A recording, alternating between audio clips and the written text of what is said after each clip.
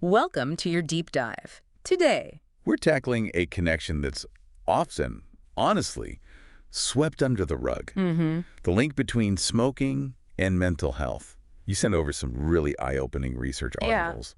I'm ready to dig in if you are. absolutely. Yeah, it's a relationship most people don't realize is so intertwined. Right. We'll be uncovering the science behind it, what it means for those dealing with both, and how to work towards a healthier life. You know, it's funny. Yeah. We hear about the physical risks of smoking all the time, Right.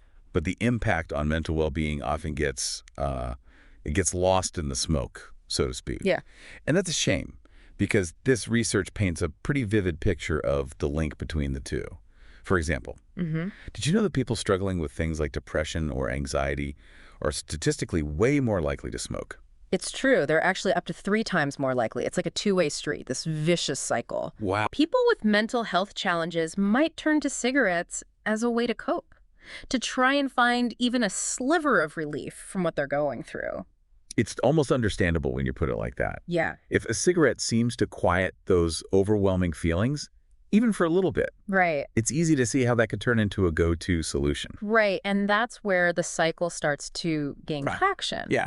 Because here's the thing, while someone might initially light up to find some peace, the nicotine itself can actually make their mental health struggles even worse over time. Really? It's a classic case of a quick fix that backfires. That's wild. That's like your brain is working against you. So how does that work exactly? What is it about nicotine that makes it so powerful? Well, it all boils down to your brain's reward system. Okay. This is where things get really interesting. When you smoke, nicotine basically floods your brain with dopamine. Okay, dopamine, that's the feel-good chemical, right? Exactly. It's what makes certain activities pleasurable and keeps us wanting more. Think of the feeling you get when you achieve a goal Yes. or cross something off your to-do list, that little rush of satisfaction. Yeah. Dopamine is behind that.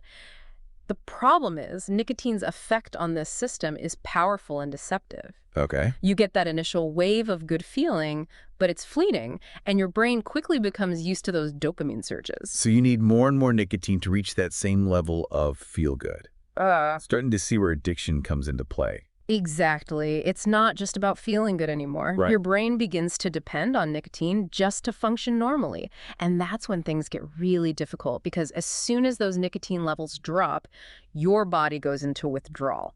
And let me tell you, nicotine withdrawal, it can be a real roller coaster ride. Yeah. We're talking about a whole slew of physical and mental symptoms. Right. Increased anxiety, irritability, difficulty concentrating. Wow. Even a lower mood than usual. So if you're already dealing with mental health challenges, Yeah. those withdrawal symptoms must feel like adding fuel to the fire. Exactly. It creates this incredibly difficult situation where you're trying to quit smoking to feel better, Right. but the act of quitting itself makes things temporarily harder. Yeah. It highlights why quitting for someone in this situation often needs a more personalized approach. Right. It's rarely as simple as just putting the cigarettes away for good. Yeah. It can take a combination of things, support systems, therapy, lifestyle changes to navigate both the addiction and the impact on your mental well-being. Right. It makes me think about something that really struck me in the research you sent. Okay. It's easy to focus on the more obvious connections between smoking and mental health, Right. like how it can worsen anxiety or depression. Right. But some of the cognitive effects were really surprising. What surprised you? The impact on memory and concentration. For one, it's not something you usually hear about. Right. But the research suggests that smoking can actually mess with how sharply your brain functions. It's one of those hidden consequences of smoking that most people don't expect. Right. Those chemicals in cigarette smoke, they don't just affect your lungs. Right. They impact blood flow to your brain, and they disrupt the balance of neurotransmitters, all of which can make it harder to think clearly, remember things, and stay focused. So we're talking about potentially forgetting important information, having trouble following conversations, or even struggling to concentrate at work or school things that could really impact your day-to-day life. Exactly. Wow. Imagine you're trying to learn something new for a project at work, but you're a regular smoker. You might find it takes longer to grasp the material. Your reading comprehension might be off, and remembering what you learned later on could be a real struggle. Right. And you know what often comes hand in hand with that kind of struggle? What's that? Stress. That's a great point. It's like a domino effect. Yeah. Dealing with those cognitive hiccups, especially in situations where you need to be on top of your game mentally, can lead to even more stress, which, as we know, can be a major trigger for smoking in the first place. You've hit the nail on the head.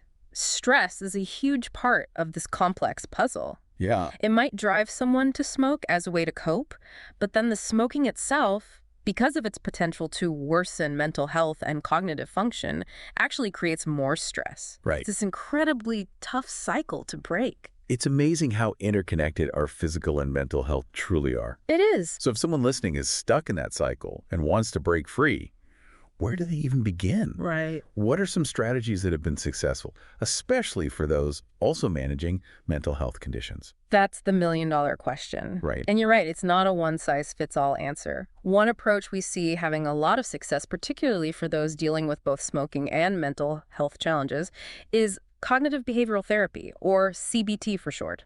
I've heard of CBT. Yeah. For those who aren't familiar, could you break down how it works, especially when it comes to quitting smoking, alongside managing something like anxiety or depression? Absolutely. At its core, CBT is about recognizing those unhelpful thinking patterns and behaviors that might be holding you back, Okay. and then learning how to change them. Okay. So when it comes to quitting smoking, a therapist trained in CBT would work with you to pinpoint your personal smoking triggers. Think about it. What specific situations, emotions, or even times of day make you more likely to crave a cigarette? It's about understanding those individual patterns, like figuring out your own personal smoking roadmap so you can find ways to navigate those tricky moments without lighting up. You got it.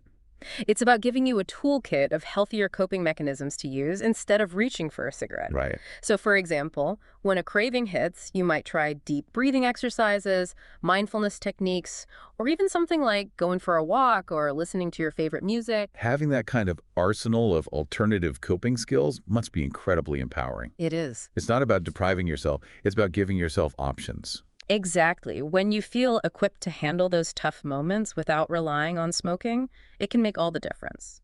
But CBT doesn't just stop at managing the urges to smoke. Okay. It also digs a little deeper, addressing any underlying mental health concerns that might be playing a role in the addiction itself. So it's a much more holistic approach. It is. It's not just about quitting smoking, it's about taking care of your mental well-being as a whole. Yes. It makes a lot of sense. But I imagine it's still a tough journey, even with the right tools. That's where having a strong support system must be so crucial, right? Absolutely. You're never alone in this. The power of connecting with others who understand what you're going through cannot be overstated. Whether it's family cheering you on, friends lending an ear, or support groups where you can connect with people who truly get it, that human connection can make a world of difference. And speaking of things that can make a difference, I'm curious about the role of lifestyle changes. I know things like exercise and diet can profoundly impact our mental health. But do they play a role in quitting smoking too? You bet they do. Okay. We often talk about the importance of a lifestyle makeover when it comes to both quitting smoking and boosting your mental well-being. Because here's the thing, when you make positive changes in one area of your life, Right. those positive vibes tend to spill over into other areas. It's like a ripple effect. I love that analogy. Yeah. It makes so much sense. So if someone is trying to quit smoking, what kind of lifestyle changes could make the journey a little easier? Well, for starters, there's exercise. Okay. It does wonders for your physical health, but it's also a secret weapon against stress, low mood, and trouble sleeping, all of which can be super helpful when you're kicking the habit. And we're not talking about becoming a marathon runner overnight. Even incorporating small amounts of movement into your day can make a big difference. I'm picturing like brisk walks in the park, maybe some swimming, Right. or even trying out yoga. Yeah. Activities that get you moving while bringing in a sense of mindfulness and stress relief. Exactly. And don't underestimate the power of good nutrition. Oh, right. When you nourish your body with wholesome foods, fruits, vegetables, whole grains, Yeah. you're giving your brain the fuel it needs to function at its best. It's all connected, isn't it? It is. The food we eat, how we move our bodies, how we manage stress. It all ties into our mental well-being and our ability to make positive changes. Yeah, it's amazing how much control we actually have. Quitting smoking isn't just about willpower. Right. It's about understanding the complex interplay between our brains and our bodies, and then making choices that support both. So for anyone listening who's thinking about quitting, maybe feeling a little overwhelmed, unsure where to start, what's the one thing you hope they take away from this deep dive? You are not alone. Ugh, And you don't have to navigate this journey on your own. There are resources, strategies, and a whole community of support out there ready to cheer you on every step of the way. That's such an important reminder. There is hope and there is help. And beyond just quitting, this, this exploration into the link between smoking and mental health really highlights something much bigger. This incredible connection between our physical and mental well-being. It makes you think, doesn't it? If something like smoking can impact our brains so profoundly, imagine the positive changes that are possible when we make healthier choices. Yeah, It's like unlocking a whole new level of well-being. it really is. Well, on that inspiring note, this has been a fascinating deep dive. Thank you for guiding us through this complex topic with such clarity and insight. My pleasure. It's been a great conversation. And to you listening, thank you for joining us on this journey of discovery. Remember, knowledge is power, and now you're equipped with even more of it. Here's to making choices that support your health and well-being in all its dimensions.